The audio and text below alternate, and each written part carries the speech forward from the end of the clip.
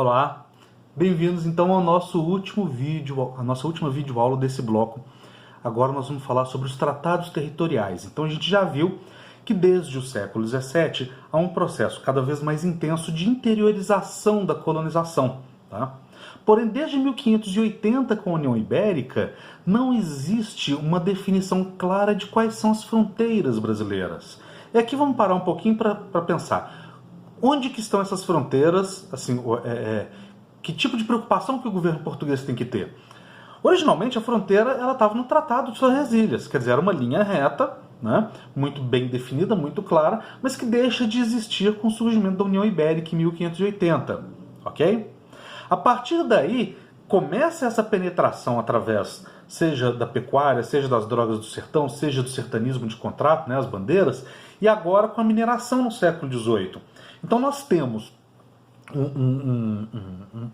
a construção de uma sociedade interiorana no Brasil que não é sustentada por acordos políticos. Não tem nada que garanta que essas cidades, esses povoados, esses arraiais e principalmente essa economia continue com Portugal se a Espanha resolver reivindicar. Não, peraí, olha lá, Tratado de Tordesilhas.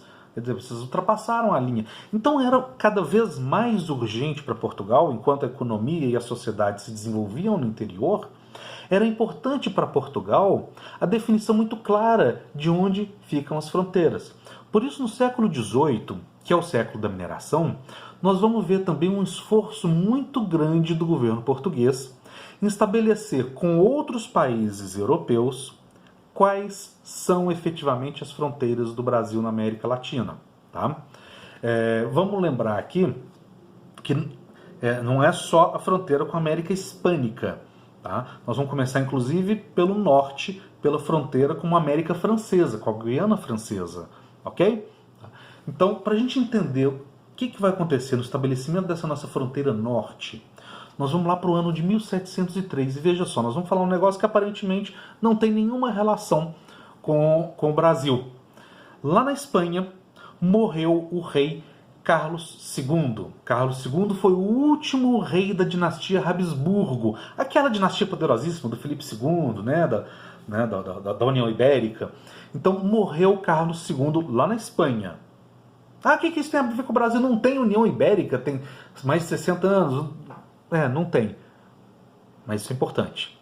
Morre Carlos II, só que Carlos II não tem descendentes diretos, não tem herdeiros. Tá? Então as cortes de Madrid, elas decidem entregar a coroa para um sujeito que era razoavelmente aparentado por parte de mãe ao rei que tinha morrido, que era um neto, vejam só vocês, do Luís XIV, o Rei Sol, o rei da França. Era um sujeito da família Bourbon, tá? Então é a dinastia Bourbon, chamado Felipe d'Anjou.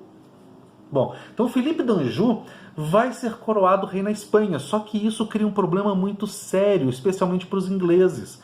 A Inglaterra assistir a uma união dos dois tronos, através da Casa de Bourbon, do trono de Espanha com o trono da França, era muito preocupante. Era um risco, tanto militar, quanto econômico, quanto político, porque a união de França com Espanha ia fazer com que aquela aliança natural fosse muito poderosa. Então o que os ingleses fazem? Nós estamos numa Inglaterra que acabou de passar pela Revolução Gloriosa, mas essas questões ligadas à política externa continuam nas mãos do rei. Naquele momento era a rainha Ana, filha do Jaime II. Ela proíbe a coroação do Felipe d'Anjou, que seria o Felipe V lá na Espanha. Ele é coroado assim mesmo e começa uma guerra. De um lado, França e Espanha. De outro lado, Inglaterra e Portugal. Então, por 10 anos, vai de 1703 a 1713, nós vamos ter essa guerra, que originalmente é uma guerra da Inglaterra, mas que acaba arrastando Portugal para o conflito. Tá?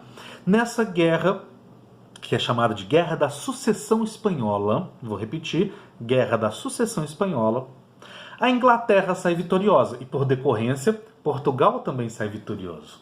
Tá? Então, ao final da guerra, como era comum, ao final de todas as guerras, tinha uma conferência de paz, e nessa conferência de paz são assinados tratados, onde, obviamente, os países que venceram saem levando vantagem.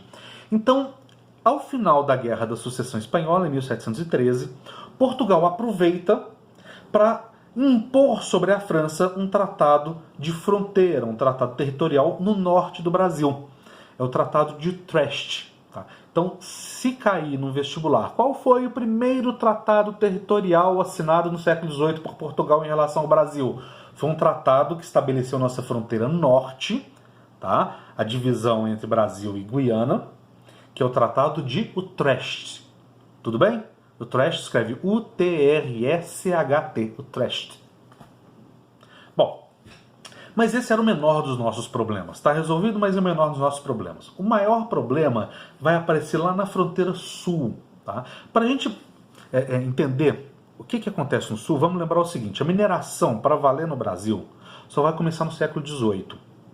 No século XVII tem muita vontade de achar ouro, mas oficialmente não foi encontrado ouro ainda. Tá? Bom, enquanto isso, os espanhóis já têm décadas e décadas e décadas que estão se enriquecendo com a prata que sai lá de Potosí, na atual Bolívia, na época o vice-reino do Alto Peru. Essa prata vinha via fluvial pela bacia hidrográfica do Prata e desaguava lá na foz onde fica a cidade de Buenos Aires.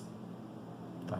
Então, a cidade de Buenos Aires ela se torna, ao longo do século XVII, a cidade mais rica de todas as Américas, por causa da prata extraída na atual Bolívia, que passava por ali e dali seguia para o Caribe, do Caribe para a Europa. Tá? Bom, os portugueses, diante disso, resolvem usufruir de parte dessa riqueza. Como? Bom, a cidade de Buenos Aires fica no sul da foz.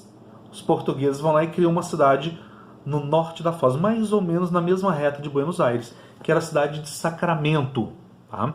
Bom, essa cidade de Sacramento vai ser o epicentro de uma série de conflitos. Esses conflitos vão durar décadas e mais décadas ao longo de todo o século XVIII. Sacramento é fundado em 1680, tá? E a partir daí, em diversas ocasiões, os espanhóis invadem a cidade,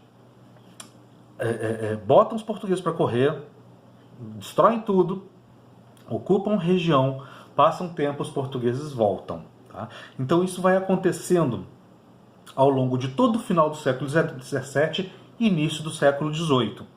Tá? E se torna fonte, obviamente, de muita dor de cabeça, de muito problema diplomático entre Portugal e Espanha.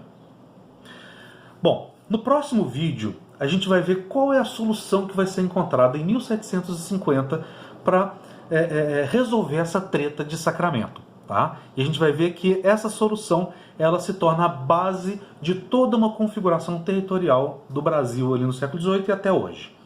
Então, até daqui a pouquinho.